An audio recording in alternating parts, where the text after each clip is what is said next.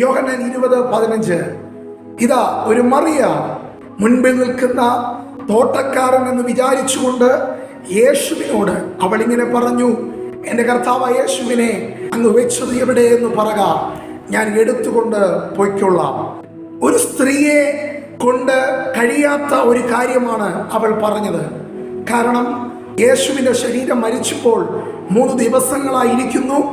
ഒരിക്കലും ഇവൾക്ക് യേശുവിൻ്റെ ശരീരം ചുമന്നുകൊണ്ട് പോകാൻ ഇവൾക്ക് കഴിയത്തില്ല. പക്ഷേ ഞാൻ എന്ത് വില കൊടുത്തും ഞാൻ യേശുവിനെ കൊണ്ട് പോയിക്കൊള്ളാം. കർത്താവിനെ എന്ത് വില കൊടുത്തും നിങ്ങളുടെ ജീവിതത്തിലേക്ക്, നിങ്ങളുടെ ഭവനത്തിലേക്ക് യേശുവിനെ കൊണ്ടുപോകാൻ ആ മറിയെ പോലെ നിങ്ങൾ തയ്യാറാണോ?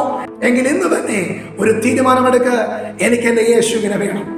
യേശുവുമായി കടന്നു പോകാൻ, യേശുവുമായിട്ടുള്ള ഒരു ജീവിതം, യേശുവുമായിട്ടുള്ള ഒരു സഹവാസം നമ്മുടെ ജീവിതത്തിൽ ഉണ്ടാകട്ടെ.